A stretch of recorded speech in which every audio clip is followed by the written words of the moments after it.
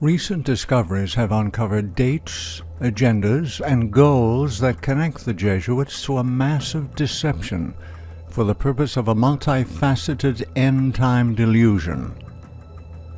The design of this deeply hidden plot has been to change the perception of the masses regarding the authority of the Bible, the correct shape of the earth, the layout of the universe, and the Creator's position in it. This change in perception has prepared minds for the overwhelming delusion to come upon the world. Reportedly, Vladimir Lenin observed, "A lie told often enough becomes the truth." This quote is discovered within the belief of most. The Earth is a sphere. It spins through space while orbiting the Sun, hurtling thousands of kilometers an hour inside our Milky Way galaxy. So ingrained is this belief, if one speaks of the words flat Earth, listeners snicker. The mental reflex of a flat plane from which a person might fall into an infinite space creates this disrespect. A globe Earth, because unproven, is pseudoscience, yet believed worldwide and passed from generation to generation, and any who question it is mocked and ridiculed.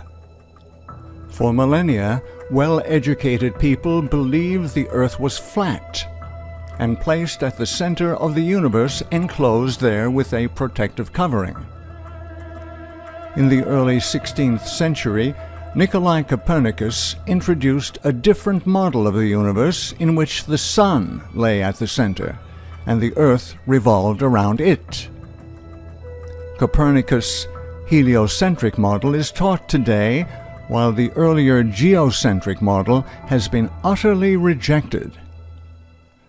Less than 100 years later, Galileo was persecuted by the Catholic Church for promoting Copernicus' theory and forced to recant his beliefs and spend the last years of his life under house arrest. Galileo's persecution for promoting heliocentrism is surprising, as the Catholic Church initially supported Copernicus' theories. Consider the following facts. 1. While some sources claim Copernicus never took the vows of a priest, he was a cleric and never married. Furthermore, the fact that in 1537 King Sigismund of Poland put his name on the list of 4 candidates for the vacant episcopal seat of Ermland makes it probable that, at least in later life, he had entered the priesthood. When Pope Paul III sought Copernicus for advice on how to reform the calendar, Copernicus at first demurred to answer. Later, he wrote a series of letters to the Pope containing accurate observations that actually served 70 years later as a basis for the working out of the Gregorian calendar. 3. For a long time, Copernicus refused to publish his beliefs on a heliocentric universe. Finally, in 1531, he published a brief abstract stating his theory in 7 axioms. From this, the concept spread rapidly. 4. 2 years later, Albert Windmanstadt lectured on the Copernican model before Pope Clement VII, an action for which he was richly rewarded. 5. In 1536, Cardinal Schönberg, who was Archbishop of Capua, urged Copernicus to fully publish his theory, or at the least have a copy made at the cardinal's expense. 6. Between 1539 and 1541, Copernicus published and distributed a 66-page letter and a preliminary chapter. 7. Copernicus explained in a letter to Pope Paul III that he finally yielded to the insistent urging of Cardinal Schönberg, Bishop Guise of Culm, and other knowledgeable men, and agreed to publish his manuscript. Copernicus' theory of a heliocentric universe was well known at the upper strata of the Catholic Church in his lifetime. While he preferred his theories published after his death, he ultimately agreed to publish his manuscripts on the persistent appeals of high church officials. Catholics were not first to reject Copernicus' views, for they themselves admit opposition was first raised against the Copernican system by Protestant theologians for biblical reasons. The Catholic Church advanced Copernicus' heliocentric model, constantly urging him to spread it abroad, together with other theories that opposed the sacred scriptures. The necessity to change public conception from an accurate belief in a flat, enclosed earth to a false belief grew slowly. With sapient baby steps, the whole world would become amenable to the final delusion of an alien invasion under the first woe. The Catholic hierarchy had the perfect opportunity to lay groundwork for a global deception to culminate in this Earth's final generation. This deception required a globe Earth spinning throughout the vast reaches of space inhabited by aliens and other sentient life forms. These contrivances created doubt in the Bible, putting science ahead of Scripture, which advises mankind the earth is enclosed and unmoving. They also place the Creator far away from His creation by presenting a universe unimaginably vast. To engineer this transformation in belief, the newly created Society of Jesus, commonly known as the Jesuits, became the agents of change. The Roman Catholic Church was waging war on the new Protestantism believers having come from their own system, while Copernicus was resisting appeals to publish his theory of a heliocentric solar system. Under the approval of Pope Paul III, the Jesuit order was established in 1540, and Copernicus dedicated his book, Revolutions of the Heavenly Bodies, to this very same Pope.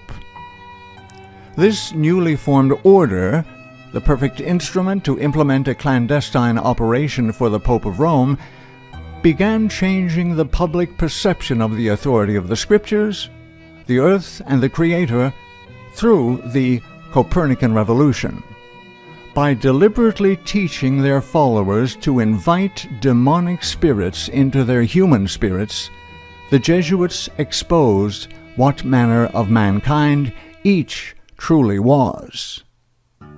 The Jesuit founder, Ignatius of Loyola, had taught all members of the Society of Jesus certain spiritual exercises which made them practical, mind-controlled slaves to Satan. They were to daily become as corpses or cadavers, that they unhesitatingly obey the will of their superiors. In opening the mind to the influence of demons, these Jesuits brought in a spirit of malevolence, a demonic intelligence that was unprecedented in Catholicism.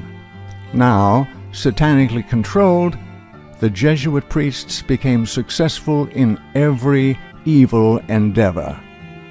They became infamous for their skill at deception and subterfuge, their ability to infiltrate governments and institutions of learning, their standing as advisors to kings and new leaders in education. The very influence they wielded was tantamount to becoming humanly insurmountable. Working through government entities and in the field of world education, they guide scientific research to further their own ends and present the biggest lie of all time, a globe Earth. Following Copernicus' publications, it is probable the Jesuit order has produced more astronomers than any other demographic in Europe. That, ostensibly, a religious order should produce so many scientists should cause surprise. However, as these scientists have focused nearly exclusively in but one area, this gives us reason to question. Upon rejection of the sacred scriptures, which teach us Earth is a fixed, immovable object under a protective covering, a nefarious foundation was laid. Atop this were built perversions designed to force humanity to doubt the very word of our Father Yahuwah. With the biblical geocentric model rejected, a new explanation was required. A globe Earth, its orbit of the Sun for millions of miles every year, illimitable realms of space with billions of galaxies, each composed of billions of stars with worlds innumerable. All this became necessary to explain the new heliocentric model of the universe, and mankind, over a short time, lost his divine significance. Thereafter was created an environment within which the writings of Charles Darwin found a receptive audience. Once science showed the Bible wrong, the disparager then diverged from her religious guise altogether. Anything suddenly became possible. There was nothing above question, including how the earth seemed to appear in the vastness of space with all else, and the existence of extraterrestrials. The Big Bang Theory is, today, the leading explanation about how the universe began. At its simplest, it talks about the universe as we know it, starting with a small singularity, then inflating over the next 13.8 billion years to the cosmos that we know today. Priest Andrew Pinsent holds advanced degrees in theology from the Pontifical Gregorian University in Rome, as well as a doctorate in particle physics from Oxford. In January 2015, he wrote, "Being both a priest and a former particle physicist at CERN, I am often asked to give talks on faith and science.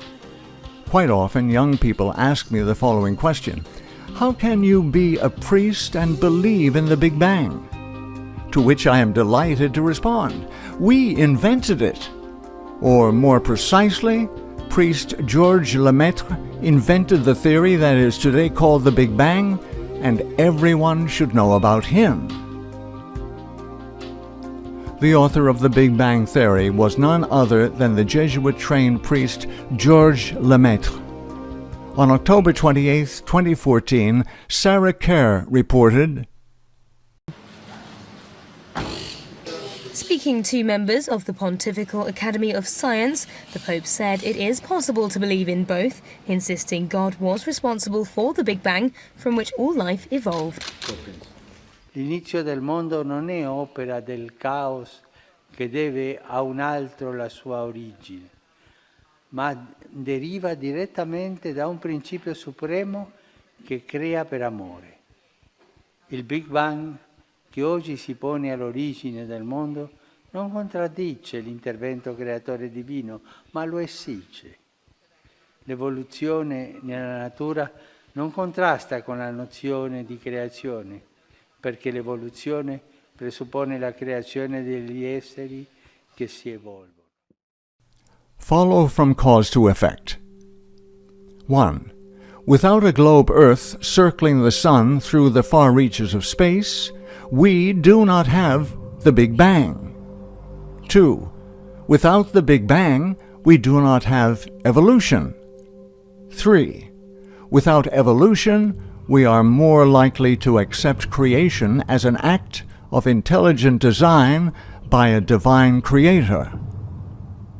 The Roman Catholic Church does, in fact, accept evolution.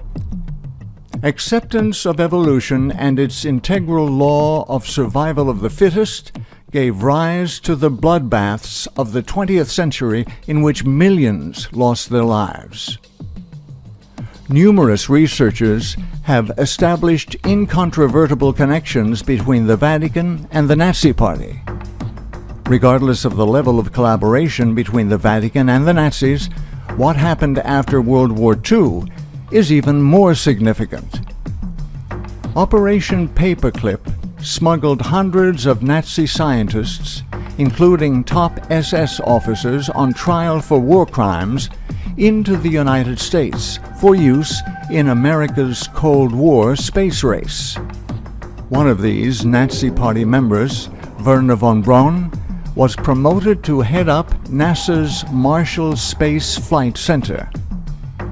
Under Operation Paperclip, some 350 German scientists and former intelligence agents were given visas and well-paying jobs.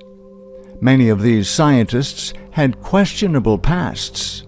Braun himself had been an active member of the Nazi Party, and his colleague at NASA, Dr. Hubertus Struggold, a specialist in aviation medicine, had performed experiments on concentration camp inmates. The purpose of this massive and illegal undertaking appears to have been for the establishment of a worldwide authority on all things relating to space and astronomy. NASA became the public face of space.